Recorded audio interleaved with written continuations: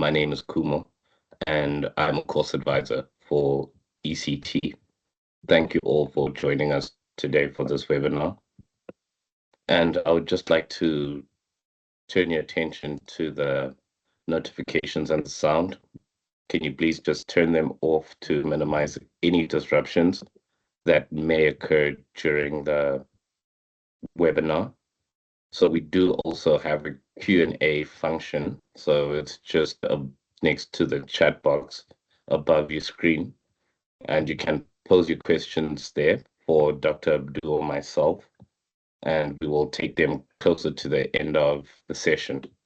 And fortunately for this webinar, there will be a certificate of attendance, and you will also be receiving the copy of the slides and the video recording of this webinar once it has concluded. So that will come to you within 2 business days from today, and the certificate of attendance will come to you within 4 business days from today. So at the end of the webinar, there will be a short survey and a link that I will put on the screen for you guys to either capture the QR code or type in the link, but I will put the link on the chat box closer to the end of the webinar, so you're able to copy that link as well. And just to tell you a little bit about ECT and what we are all about.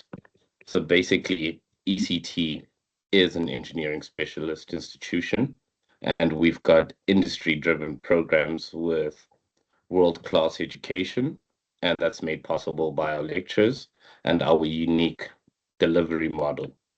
And today's topic will be presented by Dr. Abdu, and it's going to be how sensors power the modern factory floor.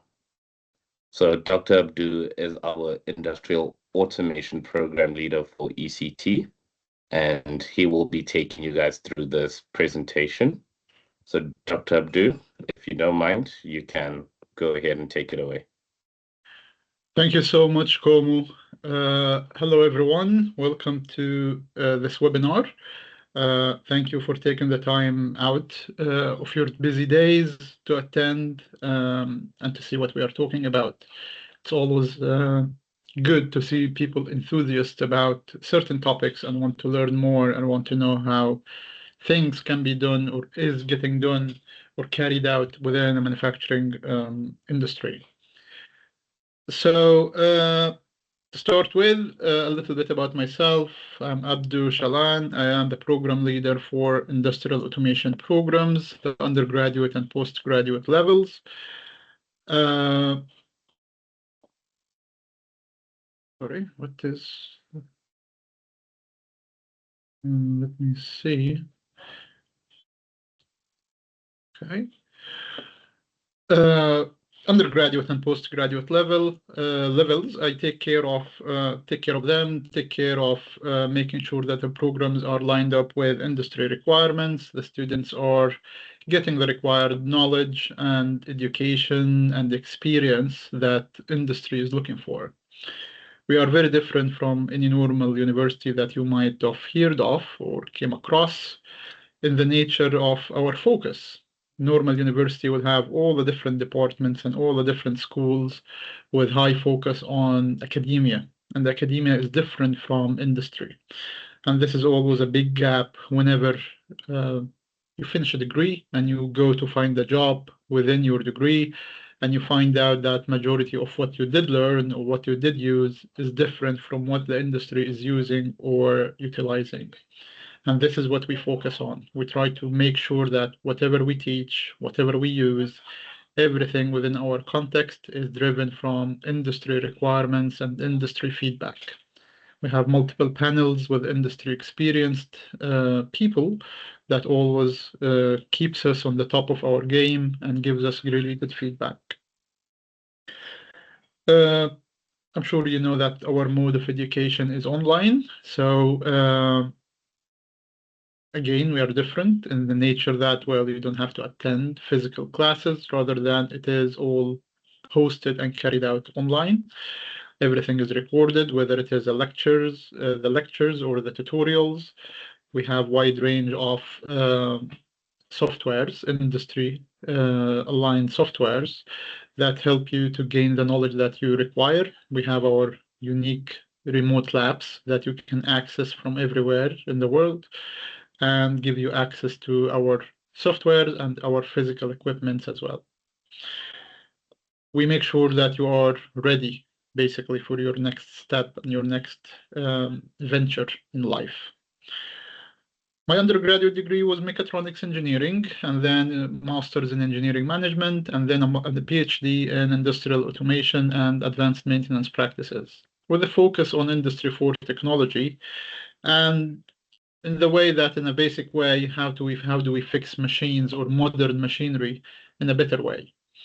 And in order to know how to fix machineries or modern machinery in a better way, we have to know how they are built, what are the issues that have been risen from their development, and how can we prevent these issues from making our machines obsolete or useless or not to satisfy the reason behind spending all of these hundreds of thousands or millions at some point on a machinery that does not really do what it says on the tin. And that was the focus of my PhD and the focus of my research on how can we do this, how can we maintain machineries and embed new technologies in a better way to make things much more efficient and much more productive. For today's webinar, we are going to cover a few points. So we will look into the foundations of the sensors and the transducers and switches. We will look at proximity sensing, we will look at temperature sensing, distance and motion, signal conditioning, and then how can you choose the right sensor for your application. So to start with, I'm not sure if you did attend a previous webinar on PLC and control systems, but we spoke before that, well, if you want to build a modern machinery, and an automated or fully automated machine, what you have to deal with is that you have to deal with a machine that does everything by itself. So how can it do this? And this takes us back to its development and where it came from. So when you go back a little bit with time, you start to look into it and see, well, the whole concept or principle was driven from the human nature. You as a person, you have your brain, which is the controller of you. So this is the control element, this is the processing unit. And then you have all the different senses, the sight, hearing, listening, to hear, to smell, to see the lights, to the touch sense. All of these are sensors. All of these sensors gives a signal or gives the signal, feed the signal back to the brain, and then the brain starts to react based on the learning and education and knowledge that it has, and start to do different things, start to move, start to shift things. And that learning process, this is the program that you have, and this is what you start to learn from day one, from your birth. You were born, you know nothing, but you are just a blank canvas. Step by step, you start to add to your program, you start to add to your software, and you start to learn more things. And then whatever you sense, whatever you hear, whatever you see, all of this starts to make sense step by step. And that's exactly how modern machinery work. They have a brain, they have a controller, and that controller is called the PLC, Programmable Logic Controller. So now we have a brain that we upload to it or write to it the software that we want. We want the machine to do X, Y, and Z, right? So in order to do X, Y, and Z, you must have the sensors. You must have the things that give you information about the surrounding environment. And based on this information, you start to react. So the machine will start a motor, will extend a cylinder, will rotate a desk, will do whatever it is. It will open a valve, etc. It will do whatever you need to do in the following steps, etc. So think about yourself again. If you have a bad eyesight, you're not going to see properly, and then the image that you see, it's not going to be accurate. So you might trip, you might not really know exactly what you're looking at. Same thing for all the different senses that you have. If you have bad ear, for example, you're not going to hear properly. So your sensors must be in a good condition, and in order to feed your brain the good information. And that's exactly the same. So when we look at the machinery, we start to look into, well, I must have good sensors. And these sensors are from very wide range of sensors. Each sensor gives us an information about the surrounding environment. And every sensor we have must be within a good quality, within good working conditions, giving us correct readings and information about the surrounding environment in order to know and to make good decisions by your brain or by that PLC that we just mentioned. So what we are going to cover today is we are going to cover or talk about these different sensors in a very light touch. We're not going to get into depth. There is so much that we can say in an hour, especially when you are from wide backgrounds, wide range of knowledges, levels of knowledges. So we are just taking things in a very basic way to see what we are talking about. So to start with, we are going to talk about what is the switch and what is a sensor. So when we talk about a switch, we are talking about a device that can either have one of two states. It's either going to be an on or it's either going to be an off. Like, for example, basic example, the light switch that you have at home. You flick it on a state, it turns on the light. You flick it back, you turn off the light. So this is a physical switch that has only two states, on or off. So that switch, it connects or disconnects a circuit at a specific point, at a specific area of the circuit. And it is a binary output, meaning that it only has the state of 1 or 0. This is what binary means. So in general, when we look at switches, we have kind of range of them. So we have limit switches. So a limit switch is a switch which is a mechanical switch that gets energized by something that presses on it. A common example for limit switch is hydraulic presses, for example. So a hydraulic press is a ram or a cylinder, and that cylinder goes up and down to press a workpiece. So how do I know where this hydraulic ram is? Is it at the bottom? Is it pressing? Is it in the middle? Is it in the top position? Where is it exactly? So one of the very original ways of knowing where my RAM is or where my RAM is going to having limit switches. So these limit switches are going to be usually 3 limit switches installed on the RAM. So the RAM is in the top position, so it is not pressing on any switches or any limit switches. So I know if nothing is pressed, so it is in the top position.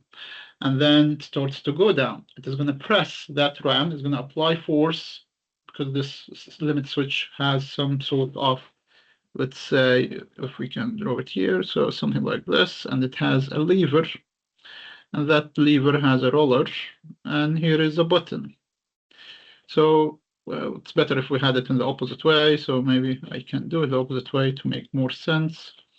So here it is, and this is what we have, where the roller, this is the button, and then I have that hydraulic ram that goes up and down. So once it goes down, it is going to press on this roller, and that roller is going to press on this button. So it is going to energize the switch. So now I know that, well, if it is pressed, if it is giving a signal, so the hydraulic ram or the ram is here, or at least past this stage. And then I would have 2 more, like this. So if it is pressing 2 of them, so I know that it is in the middle position. If it is pressing 3 of them,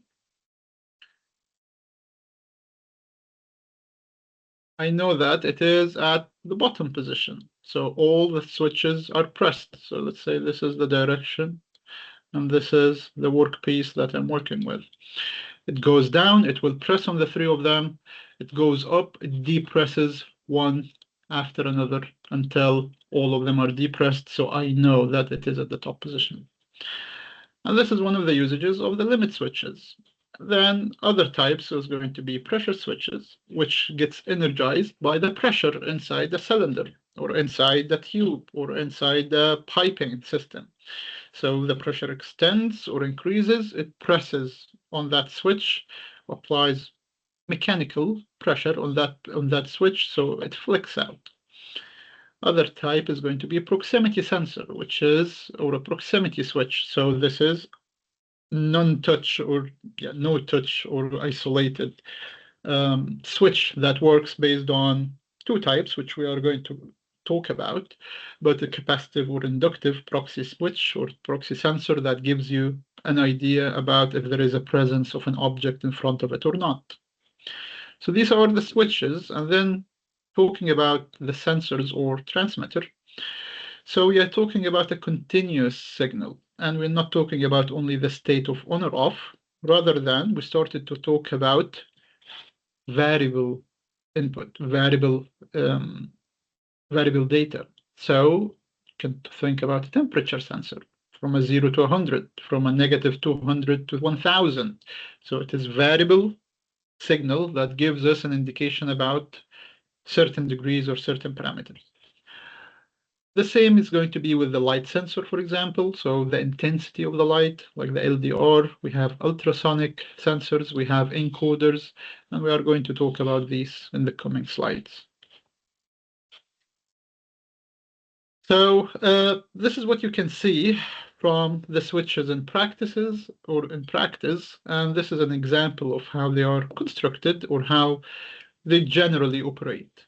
So you have two states in general. You have normally open state and normally closed state. A normally open state, which is the state that nothing is connecting. A normally closed, this is when you start to connect the signal between the two poles. Think about how this is what happens with your light switch. So what you have, for example, you have the positive and negative, and in between you have a light. So let's put the light something like this. And then you have a switch in here. So normally open, so this is the positive, no, this is the negative. Normally open, so there is nothing connected. So this one is open, like how you can see it like this. When it is closing or normally closed, so you have a flow of current from the positive to the negative, which passes through the bulb, which lights up, which creates lights. And that's the same principle here. You can start to see the transition of unactivated state or contact approaching the trip point, or then towards the contact changing the state from normally closed to normally open. Within design, you start to see that you have different symbols that can represent these switches. So what you can see here, what you can see here, this is basic toggle switch. You can see another type, which is the push button switch, selector switch, which can, selector to select between two status, joystick switches, etc. So something like the pressure switch as well, or the speed switch. So all of these are different types of switches, but they are using, in general, different power source or external power source or external way of switching mechanism in order to change their state. When we talk about a proximity sensor, this is when we start to talk about non-contact sensing. So typically with all the switches, whether it is a proxy, whether it is a limit switch or a normal button or whatever, this is a contact. You have to apply physical force to it in order to flick or to give you the other state or to change the state of it. But proximity sensors are different because they are non-contact. So like how you can see here, all of these are different sizes of proximity sensors. So you can see here what the proxy sensor is going to be doing. So this is installed on a machine. And think about, for example, you are going to have a conveyor belt in here, something like this. And that conveyor belt, I'm so bad with drawing. So that conveyor belt will have different parts going along, so something like this, And that proximity sensor is held on a bracket on the side of that conveyor belt. So whenever a part passes by, it can detect it. It will see that part going through, and it will see, or it will detect that part going through. And this is the good thing about proxy sensors, and that's why they are widely used within industry. So mainly because they're non-contact, so it is a clean way of sensing objects, cheap and reliable as well. Within proxy sensors, what you have three different types of proxies. You have inductive, capacitive, and optical. Inductive, they detect only metals. Capacitive, they detect anything that can pass in front of them. So it is metal, wood, plastic, glass, whatever it is. And optical, it is a light beam that gets cut, like how it is, for example, with the safety curtains that you find across typically with all modern machineries uh, currently. So what is inductive proxy sensor? So inductive proxy sensor in general, what it is a winding. So this black thing, this is copper winding, and this copper winding is coiled or rotated around the core. And what happens is it is creating a magnetic field. This blue lines that you can see here. So these magnetic fields are just continuous magnetic fields. And what you have an oscillator. So it is a signal that keeps on getting generated. And that magnetic field is generated from the tip of that inductive proxy. So whenever a metal object passes in front of that proxy sensor, like here, for example, it cuts through the magnetic fields. So it will change the parameters, and it will change the electromagnetic, the EMF of that sensor. And this is when it detects that change, and then based on that change, it will change the state of it, and it will give a signal that something happened, something did cut through that magnetic field, so I need to report this per se. So the oscillator will generate a high frequency field at the sensing face. This is what you can see here from that magnetic field, and the metal target that we have here enter the fields. Energy loss damps the oscillation and triggers that output.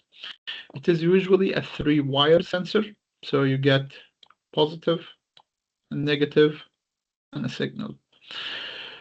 And that signal, this is what you connect to your PLC port or pin, and this is where you get the signal that something got detected or not. The other type is capacitive proxy sensor. So the capacitive proxy sensor works based on a different principle. So instead of the magnetic field, it is working based on the capacitance or the charge between two plates. So you have two plates, and they have a specific distance between them, and it is all about the charge that you have between these two plates. So it detects that change in capacitance as any material, whether it is conductive or not, approaching that sensing or approaches that sensing face of that sensor. Different principle, but is useful for different applications, because, as we said, for the capacitive, any material that is closer to the sensor is going to impact that capacitance or the charge between the two plates, and it will create that disturbance, which is going to be picked by the sensor, and it will be reported that something is present. You have to do something about it, or give you the signal that you want to deal with. So as we said, it can detect paper, wood, plastic, glass, powder, liquid, whatever it is. And then we have the optical sensors. So the optical sensor is like how you would see, and it is mainly used for safety applications. So safety applications, think about any laser curtain or any optical system that exists around machinery. So how do you safeguard the machine? How to make sure that no one is going to come into the machine surrounding environment. It's not going to, they're not going to hurt themselves. They're not going to interfere with the process and how the machine is working. And this is optical sensors. Very common as well, you will find it with the elevators or lifts, depending on how do you call it, wherever you are. So you will always find that there is that optical sensor, which is which usually installed across a door or across the door or a gate. And once this beam is cut, so typically what you have one side where you have the LED at one side, and then you have a reflector at the other side. So what happens is the signal comes out from the LED, and then it will get reflect on that reflector and comes back to the proxy detector, to the detector.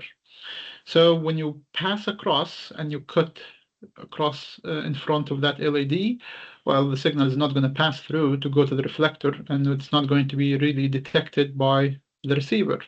And this is when you start to know that there is a breakage in the circuit, and based on this, you have to act upon it. And usually it is just to stop the whole system because, well, something got or something did interfere with the system. So typically it is a safety measure, and it is always used for safety applications. So yeah, works based on that principle of having an emitter and a receiver, and when an object breaks through, it cuts that system, and then eventually the signal is not going to go through to the reflector and then reflect back to the receiver, which is going to be detected, and then you're not going to have this working.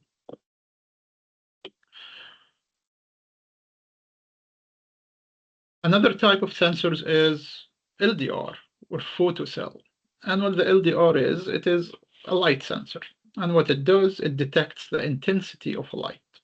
So whenever you think that, well, for example, well, I want to know, and this is commonly, for example, if you're having solar panels, and these solar panels, you won't always direct them to the sun. So what you have the solar panels installed at a plate. So let's make it something like this. And you have solar panel, you have the sun here. What you want to do, you want to always keep the solar panel pointed at the sun, so you can get the most or the highest intensity of light coming into the photocells, or not a photocell, to the solar panels, in order to get the most energy out of it. But the sun moves and the sun goes around. So what do? You want to change the position of your solar panels, so you want to keep it tracking the sun. And this is one of the applications for LDR. So what you can get an LDR installed on top of that solar panel, and then you have a rotating or a linear motor. Make it something like this, for example. And that linear motor is responsible of rotating that the solar panels to the different position, so in order to go something like this. So what it does, it will detect the highest intensity of the sun. So once the sun intensity goes down, it knows that, well, I need to shift or move in order to keep tracking of the sun. So if it did detect, if the sun is moving to the right, and then it thought, for example, well, let's go to the left. If it went to the left, the light intensity is going to drop. So it is better to change. So if once it detects a decrease in the light intensity when it goes to the left, so it is going in the wrong direction, so let's go to the right. Once it goes to the right, it is going to have increment in light intensity. So when it detects that increment in light intensity, it is going to go until it detects the highest value of light that's supposed to be detecting. So it will keep on going, and then it will get into a maximum point, and then it will keep going, and then when this maximum point decreases, well, it should go back until it goes back to that recorded top maximum point that it keeps on comparing against. Well, different mechanisms and different algorithms can be done, but this is one of the ways that is getting done with. And then it will keep tracking of the sun, and it will keep moving. Once the light intensity drops, it keeps going. So the whole principle of the LDR and how the LDR works, it works based on the concept that you have a material, and that material is what you can see here in a zigzag line. On top of my head, that material was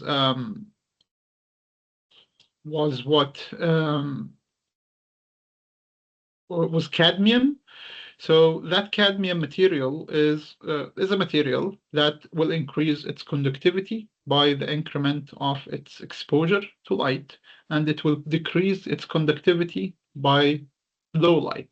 So if you don't have any lights at all, it is not going to conduct any current.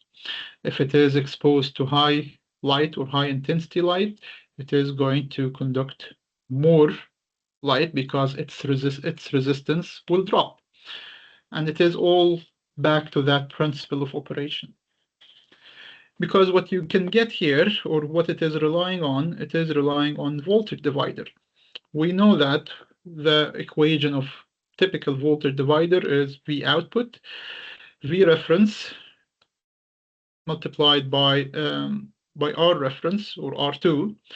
So by R2 over RP plus 10, or RP plus R2. So maybe let's write it in here. So V output equal Vs multiplied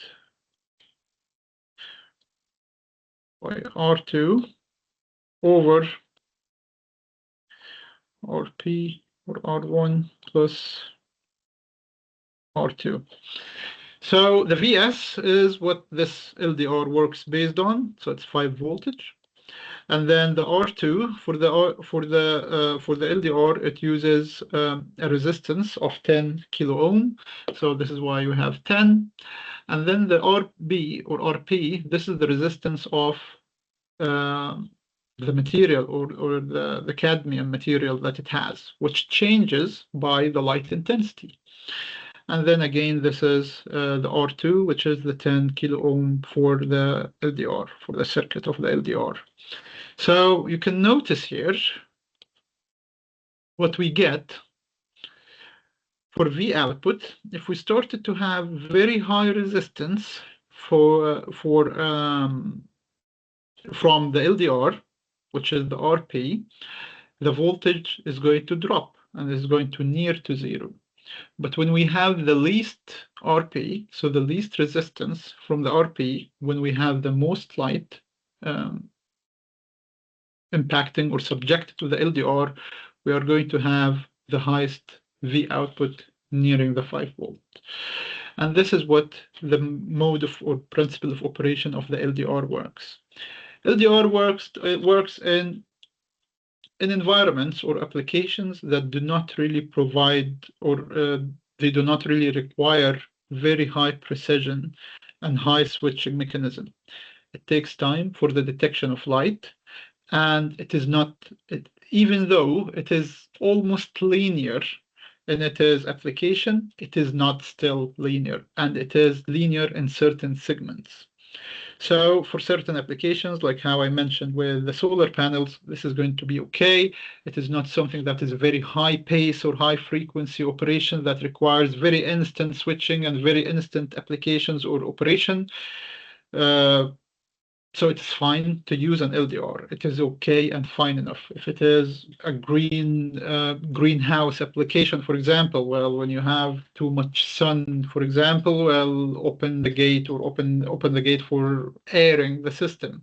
So these applications where you do not really require very high speed and you are not super accurate with the data that you're looking for, and it's not super focused and critical application, LDR is really good and fairly cheap to construct. It is only 2-wire system, and that's it.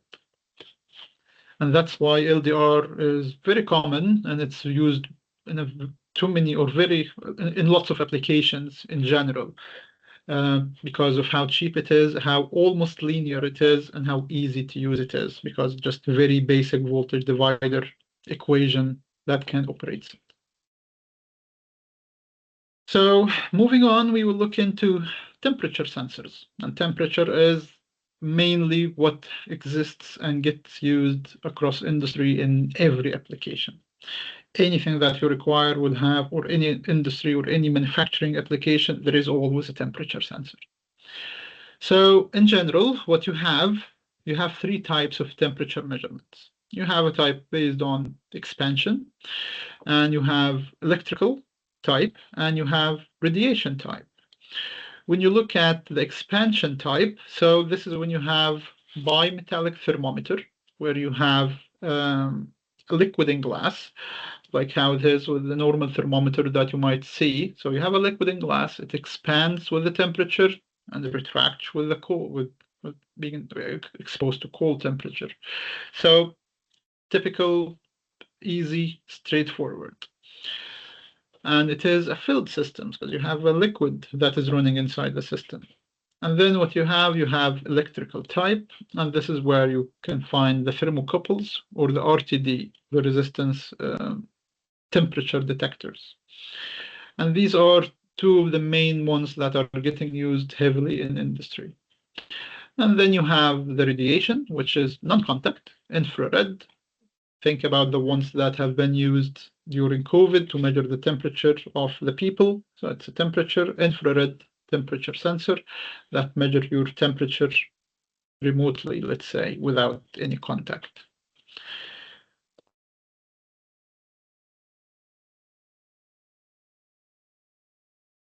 So focusing on that electrical type, we will look into something called the thermocouple.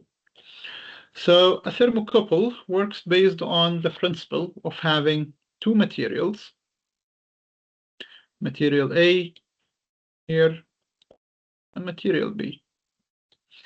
And then you have a hot junction. And that hot junction, this is what is exposed to the heat, and this is where you can start, or where this point, you can start to measure the temperature difference between the 2 materials, A and B.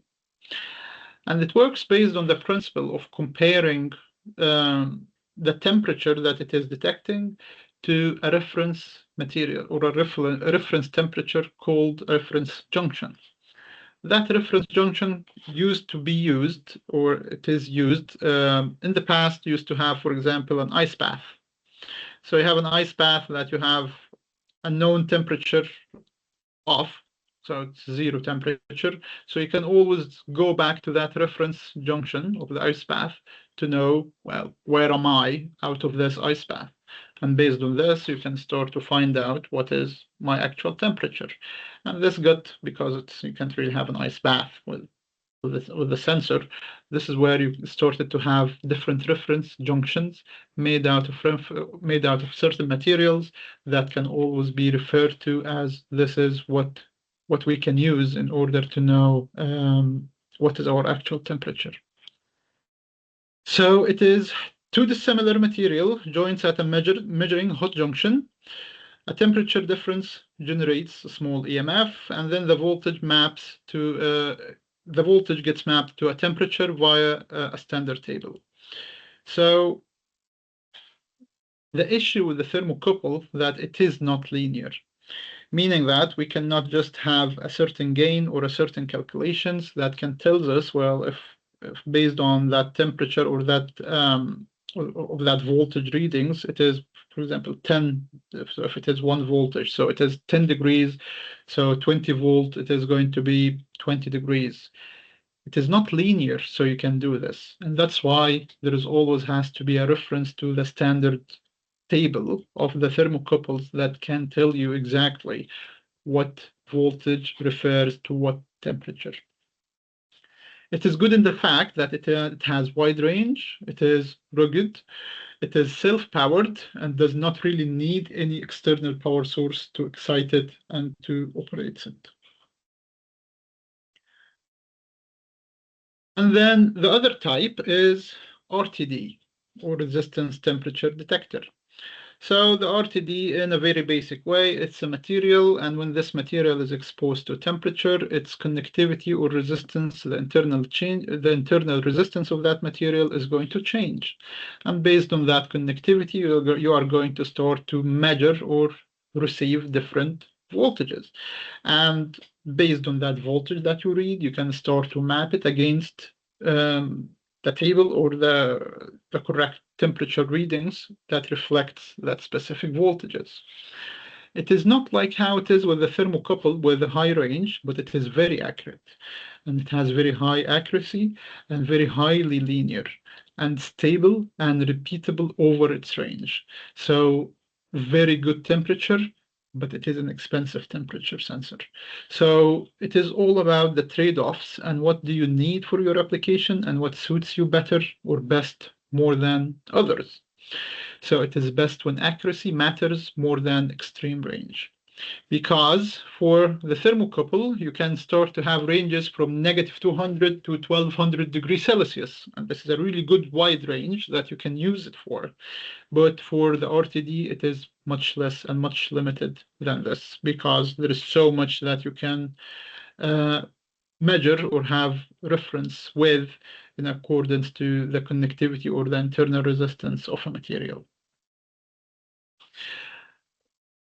Then we have something called ultrasonic distance sensors. So if you had your undergrad degree or your college, you must have seen this sensor at a certain point in life, this blue ultrasonic sensor that is always getting used in order to detect the distance of an object. So what you have a transmitter and you have a receiver. And then when you have these two, you start to be able to send the signal from the transmitter. And then once it is reflected from anything, from any object, it is going to go back to the receiver. And it is all about calculating the time that it took in order to come back from the time that it got sent. It has a range from 2 centimeters to 4 meters, which is good with accuracy of 3 millimeters. So it is very efficient, very good, even though certain applications might need better accuracy than this, but it is fairly good in its applications with the distance that it can measure. The trigger pin holds high for at least 10 microseconds to start the cycle. Its module emits 840 kHz pulses and listens to the echo. The echo pin stays high for the round trip travel time. So it is just waiting or calculating the distance based on the time that it takes from the sent pulse to be received by the receiver. And this is the equation that it is using in order to calculate the distance. So it is the echo time multiplied by 340 meter per second over 2. Very basic equation, but it is very fairly good in lots of different applications. So these are the different sensors, or not all of them really. There are pressure sensors, there are many different vibration sensors, etc. But this is just, I thought about giving you a combination of different sensors that can be detecting the surrounding environment. The other type that we will look at are the encoders. So the encoders are sensors. So the whole idea of the encoder is, well, I have a motor, and what I want to do with that motor, I want to know the direction of the motor and the speed of the motor. And based on this, I can start to have many applications and do many different things. Because now I know it's not just a spinning motor on a certain RPM, rather than I can measure and calculate and control the acceleration of the motor, the deceleration, it's rotating right, rotating left. It is the speed of it at every point in time. And as a common application, robotics. So all of these robots that you can see, well, how do they move their arms and legs and go and dance now? That unitary robot that is everywhere now, and you're doing all of these weird things. It's all because they have a control over where and how can I move that motor. Can I move it right, left? Can I detect its movements, its speed, its acceleration, deceleration, position, where it is exactly? And that is based on the encoder. These are the devices that allowed for such an application to happen, to have a knowledge about where is it now and all of these criteria that I just mentioned. So when we look at the encoders, you have two types of encoders. You have an absolute encoder and you have an incremental encoder. So an absolute encoder, more expensive encoder, but the whole idea of it is that it is, I always think about the absolute encoder like it is with the Morse code. You remember the Morse code where you send messages with tit, tit, tit, tit, tit, tit, and stuff like that? So this is Morse code, and the same thing is kind of very similar to how the absolute encoder is. So it works based on the principle that you have disks and you have engravings and or areas of light and dark areas with certain lengths and certain criteria. So when you go through these, you start to find out each of these different sections or segments, they have different, or they indicate specific place. And when you go over them, they will give you as well indication of the direction, of the speed that you are going with. And it's very accurate, very good in what it does. And it will detect the position in a very instant way because it will detect a certain segment or a certain code, and this code indicates where it is exactly. And then when it moves across the different codes with different speeds, or it starts to read these codes with different speeds, again, all of this can be controlled, and you can control the speed, the direction, etc. The good thing about it that even if you did lose the signal or power and power back the machine or the motor back, you don't have to do a rehoming and resetup of the whole thing in order to start from a reference point, let's say, and start to build from it. Rather than it will detect instantly where it is, and it will just know where it is and continue working. It is more complex and costly, but it's very highly accurate. Again, it's not something that can be said in a couple of minutes, rather than it's a very big sector and very wide knowledges that can be known out of these encoders. And then we have the other cheaper option, let's say, which is the incremental encoders. So incremental encoders works based on the two disks with equal separations over these two disks. So all of the distances or the cuts over these two disks are all equal distance. And what happens is that, well, you start to move and you start to count these grooves. So I did count in 1 second, 10 cuts. So I am moving with X speed. And then I have two sensors or two sets of sensors, A and B. These are the ones that will tell me which direction I am going with or going to. Is it counterclockwise or is it clockwise? And again, based on this, I can now start to know the direction, I can start to know the speed, and I can control the deceleration, the acceleration, etc. out of that incremental encoder.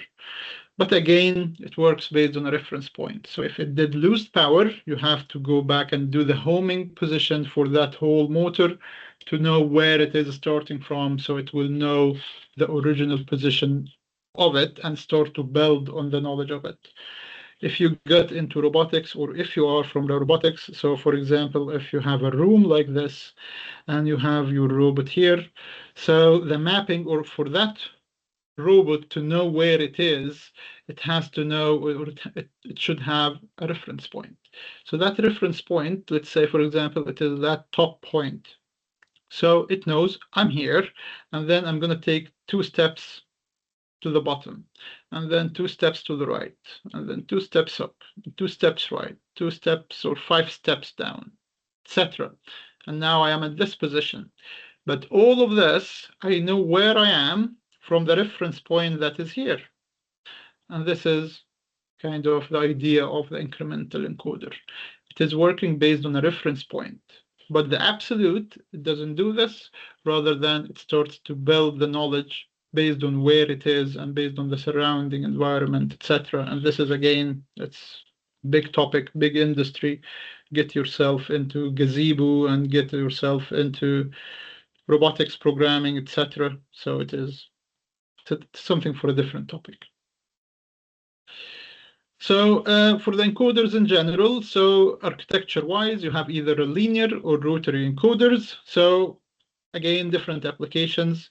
But for the linear encoder, so it is a long read track.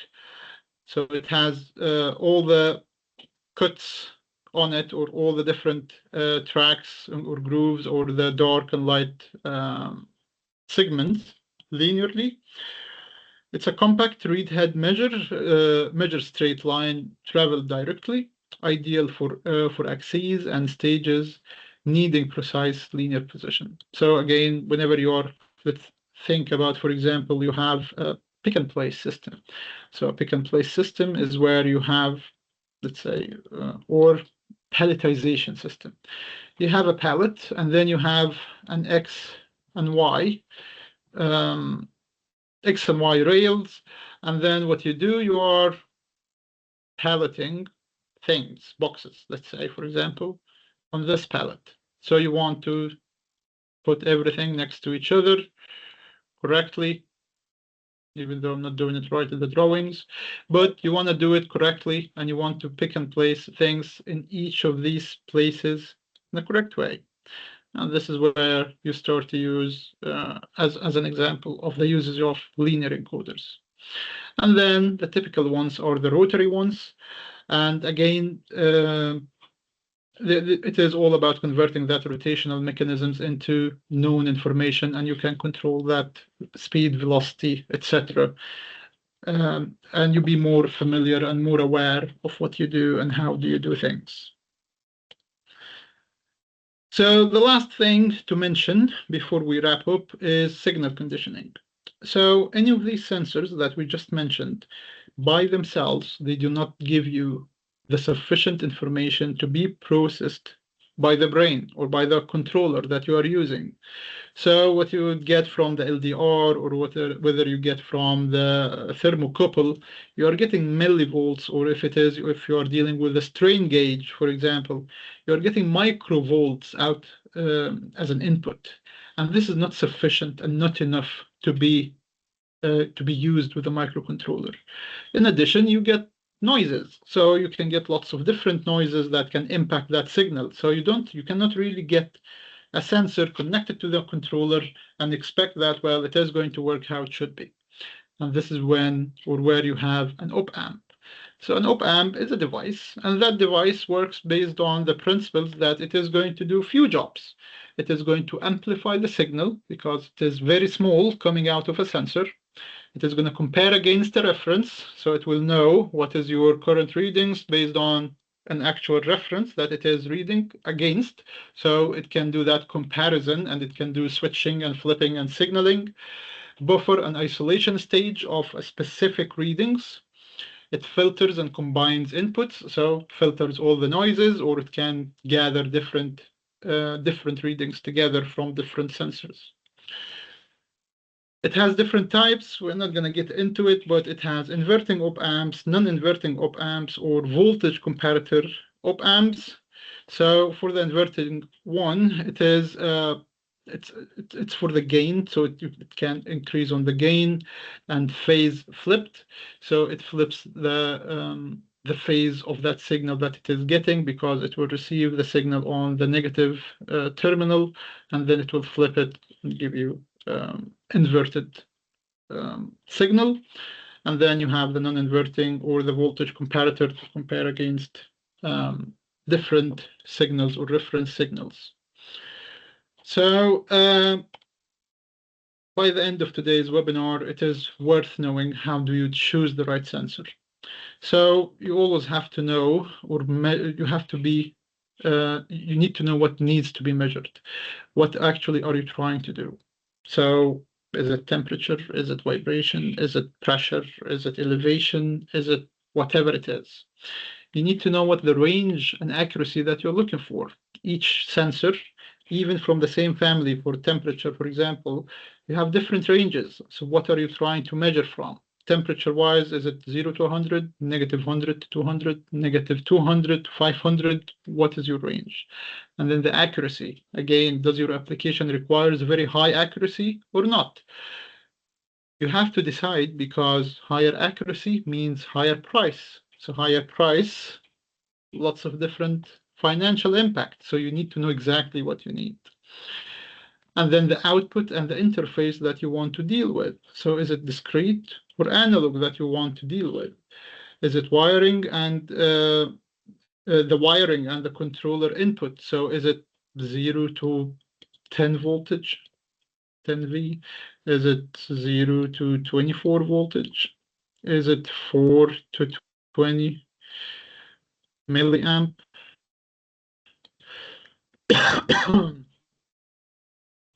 Milliamp current readings? What is it that you are the target material? So what are you actually using it with? You have to also think about corrosion. You have to think about degradation of that sensor and how it is and how it would degrade by the fact that it is exposed to certain material or certain material or certain environment. Do you need it to be contact or contactless? For example, certain materials are hazardous. You cannot really have, or it's best to have contactless measurement device because it can have a health hazard or safety hazard. And then it's all about the cost. So how much do you have and how much in order to buy that specific sensor or that specific device for your application. So these are very overview information that can help us and give you more information about or some guidances about how can you pick the right fit for your application. And that will be it. I hope that was useful to everyone. I hope that was a little bit informative, give you an idea of on how things can be done, how could it be detected, and how can you work around the different or select different sensors. I hope it gave you a little bit of insight into some sensors. What sensors is just a very big range. And this is something that we have specified few modules for an ACT. So it's not something that we can just cover in an hour, but I hope that gave you some good information about what we do and how things can be done. That's it. Thank you so much, Dr. Does anyone have any questions or anything? Yeah, no problem. Yeah, sure. You're welcome, Dean. Please, you can go ahead and ask Dr. Abdu any questions you want. Either you can use the Q&A function or you can go ahead and put it in the chat box. But while you guys are still thinking of the questions that you'd like to ask Dr. Abdu, I would just like to turn your attention to our upcoming courses. So these are our HE or higher education courses. We offer 2 bachelors and we offer 2 master's programs. So the bachelors are industrial automation as well as electrical engineering. And for both for our masters, it's going to be industrial automation and instrumentation control. And then there's power system analysis and renewable integration.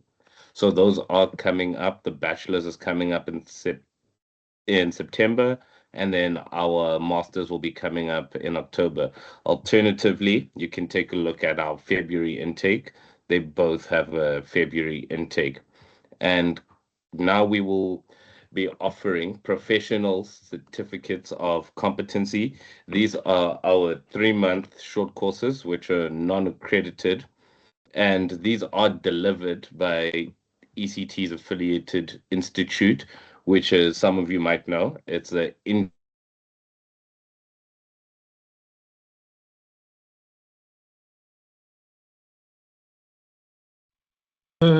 I think we might have lost Como.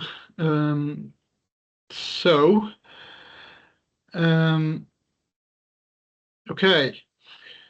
So maybe I will just complete what Como was saying, that we offer professional certificates and short courses. So these are it's non-accredited professional certificates of competencies, and they are delivered by our sisters institute, EIT. They're designed by industry leaders and academics for technicians, technologists, engineers, and engineering professionals seeking to advance in their experience or expertise in specific areas. Please have a look at our website in order to know more about all the different certificates that we offer and how do we carry out the process for them. If you guys needed any more details or any more information, please again get in touch, and this is going to be answered by our team, and we'll give you more details and whatever you might want. For today's class or for today's webinar, please scan this QR code to receive your certificate of attendance. You will receive it, I believe, within 2 days or 3 days, something like this. So just hold on it until you receive it. Otherwise, that will be it for today. So to answer Abdullah Musa's question in both and in references, a good question. I will send the references to Como, and he will include the webinars, so you would know exactly which books we are receiving these, which books are we getting these informations from, Abdullah. I hope that was useful, informative to everyone. Please let me know if there is anything else that you might need, and I will help you with that. And again, I will send the references to Como. He will include it. Hi, Como. Sure. He's back. Or I can actually just provide them with my email address, and then they can always just reach out to me with any questions they may have that are regarding the webinar, anything to do with the webinar or the upcoming courses. They can always feel free to reach out to me. Amazing. Yeah, sounds good. Thank you all for attending. I have put the forms, the QR code, and the yes, the QR code is there, and I've put the link for the QR code. And I'd like to stress the fact that you need to fill the QR code and the form within 2 days from now, because if that doesn't happen, then unfortunately you will not receive the slides, nor will you receive the certificate attendance. So it is important that you actually do the form within 2 days from the webinar. Thank you all for attending, and have a good day. Thank you. Bye. Thank you, Dr. Abdu. Bye. Thank you.